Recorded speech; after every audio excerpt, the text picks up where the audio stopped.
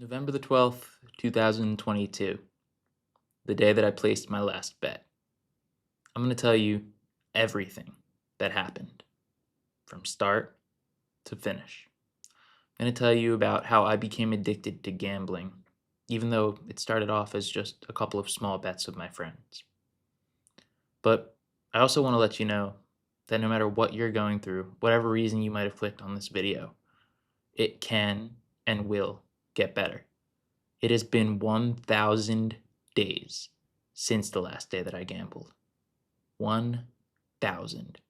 And over the course of that time, I've been able to build a life that I truly enjoy living, been able to build a business that I enjoy running, and I've been able to build a platform to share the message that gambling addiction is real. And I hope that you don't go down the same path that I did. But if you have, this account's here for you. Hit that subscribe button if you've ever gambled too much. I'm here to share my story. Let's get into it. So I started my gambling, as I mentioned, with some friends. It was back in 2017. And essentially that was when daily fantasy sports were rolling out. So that was the super popular contest where you'd put like $5 in and you had a chance to win a couple $100, right? And for those that don't know what daily fantasy is, it's fantasy football, but kind of packaged into one day. So you're given essentially like a budget that you can draft different players with, and then you're competing against other players within that same set of rules to try to score the most points. Whoever gets the most points, whoever's players perform the best in their real life games, well, they win a prize or a share of a prize pool. And in the beginning, it was super fun. I mean, growing up near Philadelphia, go Birds, we love our sports teams around here. And so I was always watching games. And this idea that we could now put money on them to make the games more interesting, make us feel like we're a part of it, have some skin in the game, it was, a fantastic looking idea. And so a group of friends and myself, we started to put in our $5, $10 contests. And at the time, I was working at an ice cream store, which I ended up getting fired from, but that's a story for a different time. But I was making $8.38 an hour, the New Jersey minimum wage at the time. And this idea that I could put $5 and win 100, well, that was 3 days worth of work, full-time work, I might add. And so it became a really appealing alternative to actually working for money. And in the beginning, there were a few times where I had some wins, the early contests in the first couple of weeks where I'd win $20, $50, $100. And so I started to put in more contests. Now it wasn't just the Phillies games, it was the West Coast games. And I was chasing in every sport. It was basketball, football, hockey, baseball, whatever I could basically put a contest in on, I was putting one in on. And within probably another 2 weeks after that, so now we're talking about a month into this total, I'm 18 years old, a month into this gambling, the contests aren't doing it for me anymore. And I want more. I want more action. I want faster results. And so I start sports betting. And I was using Bovada at the time. So that was like a online, like offshore type sports book where I could gamble when I was 18. I was using the address of where I would eventually go to college down in DC. And yeah, they let me start gambling without really checking anything. And then at the same time, I found a bookie. And the bookie was extending me lines of credit for a couple $1,000. I mean, more money than I could realistically afford to pay back. Not life-ending or life-changing amounts of money, right?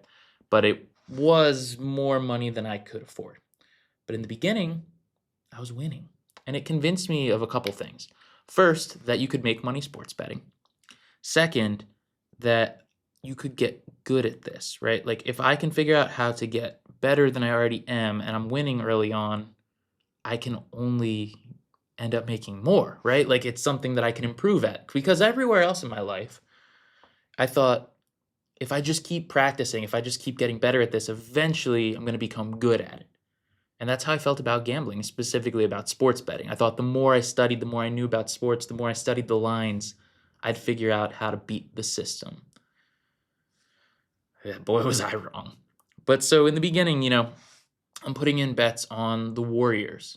And back in 2018, the Warriors were phenomenal. They were almost as good as they were back in 2016. But They were one of the best basketball teams ever. And so when they would win, I would feel like, oh man, I knew they were going to win. Like I knew they were a lock kind of thing. It kind of confirmed the bias that I had in my own head that I was a good gambler when I would win. When I would lose, it would be bad luck, right? Oh, like I had Curry to score a certain number of points, but one of his shots rimmed out. Like that won't usually happen, right? And so I had all kinds of excuses when I would lose. But when I would win, it would make me feel like, hey, I'm the man. I know what I'm doing. I'm good at this. And I started to act like that, right? Like when people would talk to me about sports, I'm like, oh yeah, I know about sports. I know everything about sports. I'm actually a really good gambler. I make a lot of money gambling. A load of crap. But these are the kinds of things that were starting to come out of my mouth. And so I go off to college. I'm now 18 years old, almost 19 years old.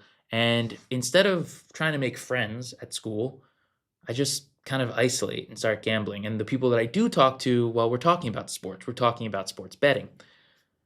I just kind of kept the amounts that I was gambling to myself, which, I still will here. But I was gambling more than what other people were. And I was telling people that I was gambling less to make it seem like it was fine. I guess I didn't want anyone to question what I was doing. I didn't want anyone to say like, wow, that's a lot or anything like that. Even though it might have been a minor ego hit to feel like I was the big time gambler at the time, I didn't want anyone to think that it was a problem. And I didn't think it was a problem at this point, but I definitely didn't want anyone thinking it was. Um, and so, a couple months go by. We go into the second semester of school. During that time, I was, drinking a bit with the people that I was around, but mostly I was just gambling and consistently being preoccupied with it. I'm talking like 4 or 5 hours a day at this point that I was spending on sports betting, watching sports, gambling on it. So it wasn't all consuming, but it was a lot. It was a big chunk of time. I was putting in a shift. But so spring comes around and it's March Madness 2018. Does anyone remember what happened in March Madness of 2018? It was when 16 seed University of Maryland, Baltimore County took down 1 seed Virginia. And it was the largest payout in tournament history for a game because it was the first time that such a upset had ever happened. And I hadn't gambled on that game. And it was this weird situation where I felt like I missed out. I felt like I should have known that it was going to happen. And I think that was just my brain convincing me to make poor decisions, convincing me to make that next bet because I had such an intense feeling of missing out that I was not going to allow that to happen again. I took University of Maryland, Baltimore County to beat Kansas State, the 9 seed in the next round because they beat the 1 seed. Why would they not beat the 9 seed? And I wasn't going to miss another payout from this team. They lost. And now my back was up against a wall because not only had I bet big on them, but I basically bet all the credit that I had with the bookie and emptied out my Bovada account on the game. And I said, oh, shit. I either have to tell my family that I messed up and have them help me to pay this bookie, or I need to keep gambling to try to win my way out of it. What do you think I did? Knowing what I know now, I had developed a full-blown gambling addiction by that point. It had moved from 4 to 5 hours a day to an all-consuming thought process where I was waking up thinking about gambling or checking on bets that I'd placed overnight, and I was going to sleep by placing a bet, looking at my results for the day. Yeah, I ended up chasing. And in March, there's not a whole lot of things that I was wanting to gamble on outside of the basketball tournament, but I was feeling so down about the basketball tournament, I didn't want to chase there. So I decided to bet on spring training baseball. And I believe that the matchup was the Yankees and the Nationals. And my thought was like, dude, it's spring training baseball. Like these guys, most of them aren't even going to be going to the league. There's no way that they can hit, right? They're going to stink. So I took the under, and I believe they combined for 22 runs. It was over 20. And when I took the under that day, I basically had asked the bookie for more credit. He gave it to me, and I put it all on that bet. I figured if I was going to be screwed, I was going to be screwed either way. So I might as well try to win it all back in one shot. So now the bookie wouldn't give me any more credit. I owed him. And I had to tell my family for the first time, this is a year into it, hey, I made a mistake. It wasn't, hey, I have a gambling problem. It was, hey, I gambled too much this time. And if you think about it, right, like if you tell your parents you're away at college, right, you tell your parents, hey, I messed up. Their first thought's gonna be like, he got arrested. He did drugs. He drank too much and passed out and committed a crime. Like these are the kinds of thoughts like I would have if I was a parent. But I told them that I gambled too much, and they were like, oh, well, that's terrible. Close your account, but it's okay. You made a mistake. And they bailed me out, and I paid the bookie, and I ended up closing the account with him, but did not stop gambling, as you'll find out.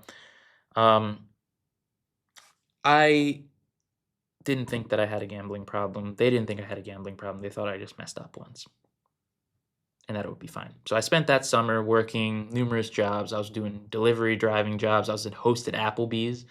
Respect if you've ever worked at an Applebee's. And I basically grinded the whole summer and paid back my family. Of course, they didn't put interest on the debt, so that was kind of a bailout in and of itself. But everything was supposed to be fine. While this is happening, I'm still gambling a little bit on Bovada. I'm still placing some bets, but it's not nearly to the point that it was when I was at school. It slowed down because I had to kind of hunker down and pay off debt. Well, when I went back to school, and I wish I could give you more detail here, but the whole second year I was away at college is a total blur to me. I remember meeting the girl that I would date for the next 3 years, and then besides that, like, I remember trying to drop out of school, but the whole time that I'm doing my schooling, I'm gambling now, and it's progressing to the point where the pressure's off, so I don't owe anyone, so I can just keep putting everything that I have into gambling.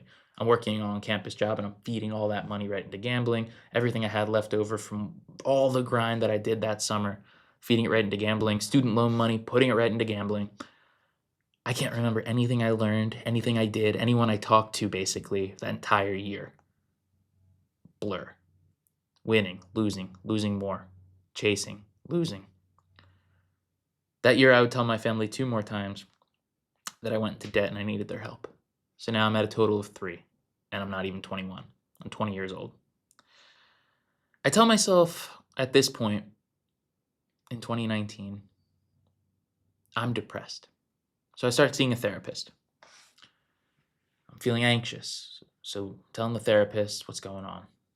Not anything about the gambling, but I don't like where I'm at. I'm feeling purposeless. I'm feeling stressed. I'm feeling strapped for cash.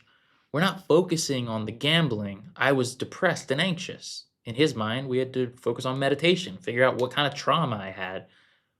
But the reality was that I was depressed because I was broke, and I was anxious because I didn't know how I was going to pay money back as I was accumulating debt and hiding my gambling.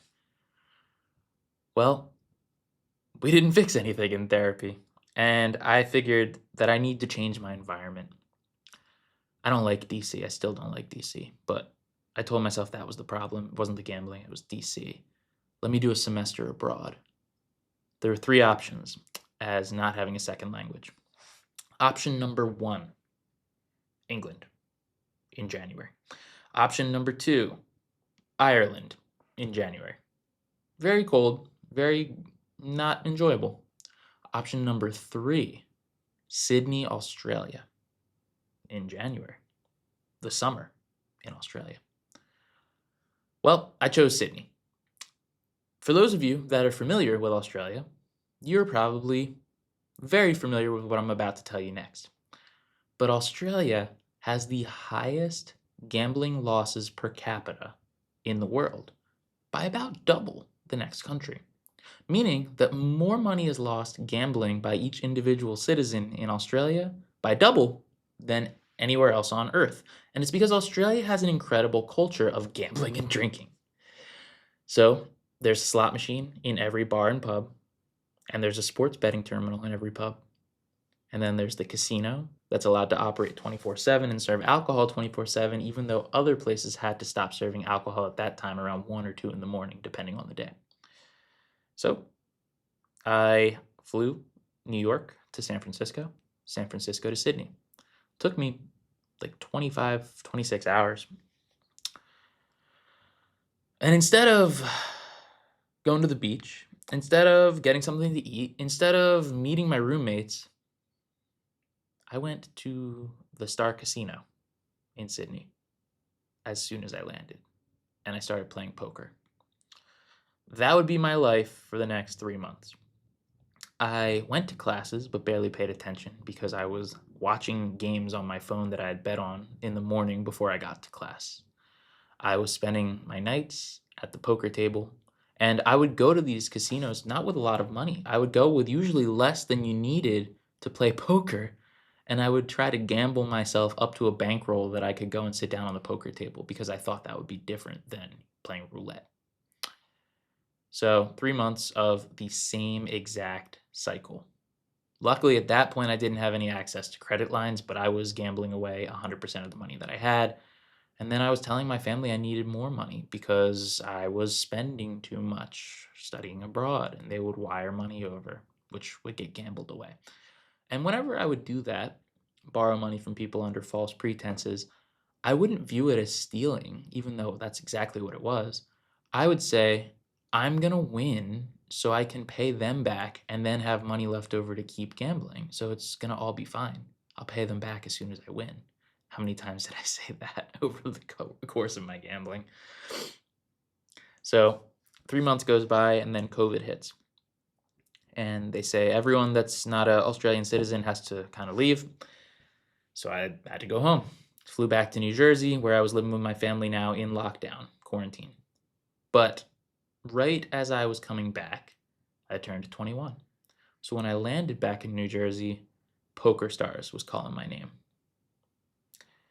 Yeah, you can imagine how that went. It turned into 12 hours of gambling every single day, 7 days a week. It would be Poker Stars, it'd be casino games. Then it was sports betting with whatever was on TV. The first sport to come back after COVID, or during COVID rather, was Korean baseball. So I would be staying up all night betting on Korean baseball because that's what was on. So go Kiwoom Heroes, I guess. Anyways, additionally, at the time, there was a stimulus package out where if you were getting unemployment, you got $600 extra a week. And so throughout the course of my story, I don't want you to think I was some high roller gambler. I really wasn't, but I was consistently putting all the money that I had access to, whether that was actual money that I had or money I had on credit or borrowed from people, into gambling. And I was consistently running on debt, just constantly chasing after a big win that I thought would solve everything. And when I would win big, I would just keep going.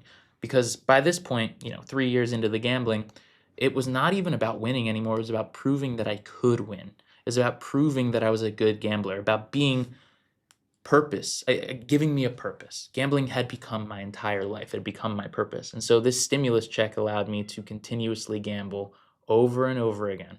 So I end up going back to school, and when I'm back at school, I'm now living in a house with three guys, and we're talking about sports. We're watching sports, and we're gambling all day long. We're playing poker. We're literally gambling on Wii Sports, and then we're doing regular sports betting. But the reality was that I was always gambling a lot more than I let on.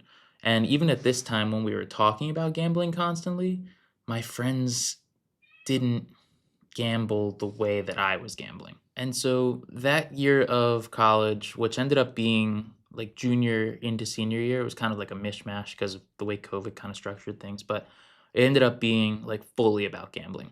And because of the fact that, COVID hit, it changed the way that classes were graded. So it went from actual GPAs to pass fail. You could opt into that. So I did end up graduating college a year later, but I got basically the lowest minimum score that you could get in most classes to be able to graduate. So I don't really remember anything about my anthropology degree, which I'm still paying for. And yes, anthropology is what I have a degree in because I was trying to drop out and then I ended up picking what was just alphabetically first after accounting because that's anyway. So school ends, and now I'm in a situation where I've lived my life according to what I was told I should do. Get good grades, go to college, graduate, and then get a job. I didn't have the job lined up, though I ended up getting one in a couple of months after that. But it was now the first time that I had agency, I told myself. I was always on this path. And then when I graduated, I finally had the chance to decide for myself what to do next. And I didn't want to just get a job and go down that path. It didn't feel like what I wanted to do. It felt like what I was told to do. So instead of just getting the job, I told myself that I'd become a professional gambler. It felt like a decision that, in retrospect, was ridiculous, but I finally had the chance to make my own decision. And gambling was all I wanted to do. It was all I was thinking about because by this time, it was the only thing that gave me pleasure in my life, sad as that is. And so becoming a professional gambler became the new hyperfixation after college. And, I was working my job that I ended up getting, but it was really just a means to an end to keep gambling. And then I got a big win in February of 2022. Big enough that it was a couple months worth of the salary at that job.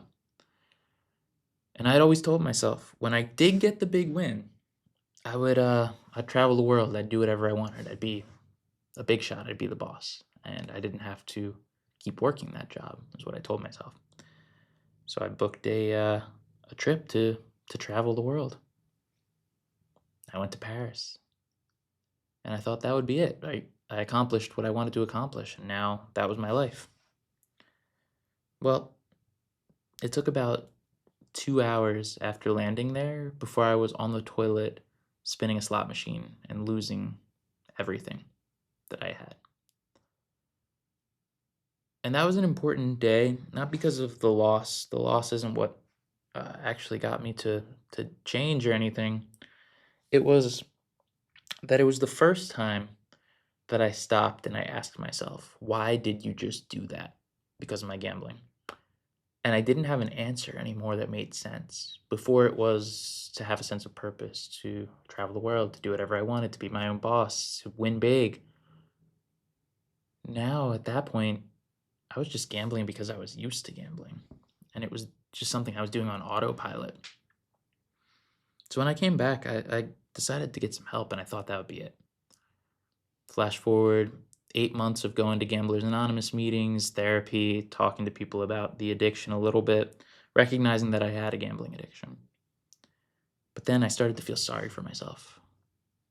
And then I wake up and it's November the 12th, 2022, and I decide that it's been long enough. Let me just go back and give it one more try. 9 months clean, gone in a minute as I place a sports bet in the morning. And I won. I won pretty big. And I felt terrible because I'd gone back on my word to myself that I had said after that day in Paris that I was done. I couldn't figure out why I was doing it anymore. I needed help. So I tried to cash the money out to close the account right away, get back into a meeting, and continue recovery. But the app had a policy that if you made a deposit, you couldn't withdraw for 24 hours.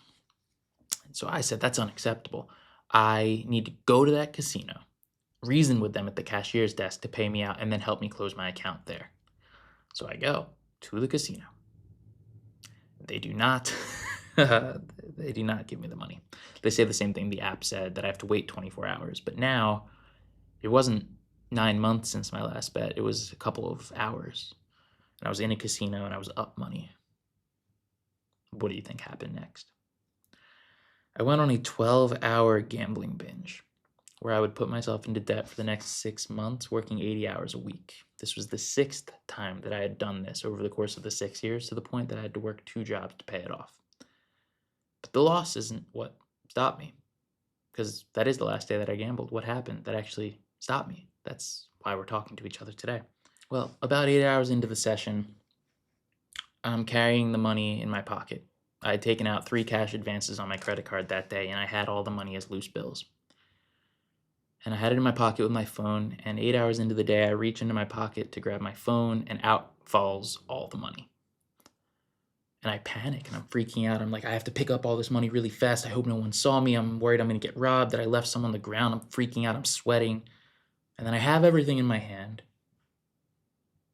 And I pause, and I start laughing hysterically to myself. like the crazy kind of laugh, like you would cross the street if you heard me. And the reason that I was laughing was because I had this thought: throw the money back on the floor. Because if you do that, someone else might pick it up and leave with it and be happy. But if you keep the money, you're going to gamble every dollar away. I knew it then and there, but I didn't believe it until I eventually fulfilled that promise and I would lose all that money. On the car ride home, I called my family and I told them what had happened. And by the next day, I was back in support group meetings and beginning to clock in for what would be the next 6 months of working for basically free because I was paying back debt. That was a really important day, but it's not why I stayed away to this day. The thought helps me to stay away, but something was missing that first time that I tried to quit back in February of 2022. And what was missing was a sense of purpose. So I started going back to my meetings and I didn't have that purpose still, but I knew something needed to change. And a couple weeks after that last day that I gambled, someone that was my friend stopped showing up to our support group meeting. So I gave him a call. I said, "Hey man, what's going on?" He had gone back to gambling, bad situation for himself, and he was using it to kind of cope with it. And I said, "Listen, I don't know what the answer is at the time, I have no idea. But I know you don't want to make the same mistakes with your life that I just made with mine because I'll be working for the next 6 months to pay this back." Something that I said clicked with him. And he ended up coming back into the meetings, and he's doing well to this day. I wonder if he'll end up watching this video, if he'll drop a comment. Maybe, maybe not. But that made me feel really good for the first time in a long, long time. And so I said, screw it. Let me just record myself saying the same thing that I said to him. I'll put it online, and everyone's going to watch it and get better, and I'll be super famous. Millions of people will watch this. So I recorded it, and I put it online, and you can see it still. It's still there. It's the first video on this channel, which is garbage. But yeah, the results were garbage as well. About 5 people watched it in the first couple days, and 2 of them were me with my burners. One was my mom, one was my girlfriend, and one of them was one of you. So thanks. So I was discouraged. But my girlfriend said, "Why don't you try to be more yourself? Make it a little bit shorter, put it on TikTok." And I was like, fine, whatever. I'd never used TikTok before that point. And I made this video that I'll just throw in there now. Yeah, nothing super special, but something about it clicked, and it ended up reaching 1.3 million people in the first couple weeks it was out. And that made me feel really excited. Like people were interested in hearing about my addiction. Like people were interested in hearing about the truth about gambling addiction. And so I started posting every single day since that point. And it's been over 1,000. And it's been, 1,000 days since that last day that I gambled. And by posting every day and building this community, what I found is that it gives me a sense of purpose beyond myself to try to help other people avoid going down the same path that I did. And that sense of purpose was exactly what was missing the first time that I tried to stop gambling. I was trying to just live life without any kind of meaning because gambling for so long had become my meaning. Now my meaning is trying to help you get better. There's still bad days and there's still good days, but there's been 1,000 of them since I placed that last bet. And what I really want to express is that things can get better. The 4 things that really helped me to stay away from gambling were finding alternatives for my time that I felt passionate about. In the beginning, it was limiting my access to money because I had my family managing my bank accounts. It was self-excluding from the casinos to make it more difficult. And it was going to support group meetings regularly, filled with people who could relate to my story, to kind of share and keep me accountable. And now, I'm accountable to you. Every one of you that's watching this video. And it's been a really, really cool journey. So who knows where we'll be in another 1,000 days. Right now, we're at, 25.8 thousand subscribers, which is an insane number. But gambling addiction is continuing to grow in the United States, and my story is unfortunately sounding like many people's story at this point. So if you or someone that you love can relate to what I was talking about, can relate to the story that I told here today, welcome. Welcome to the community. I'm sorry that we have to meet under such sad circumstances, but hopefully something that I share here on the channel can be helpful for you or your loved one in their journey to recovery. 1,000 days have gone by. It's pretty crazy. Thank you to everyone that's been a part of this journey, and I look forward to continuing it. If you feel like you're the only person on earth that has this problem, I just want you to know that you're not. I felt that way for a very long time, and I didn't know that gambling could be an addiction. I thought I was just a bad gambler, but I couldn't stop when I started.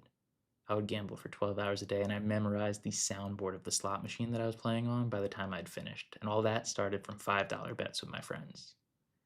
So if you're struggling, you're definitely not alone. You're not weird. You're not broken. You just need some help. I really hope that this account can be that help for you. And we'll all keep getting better together, one day at a time.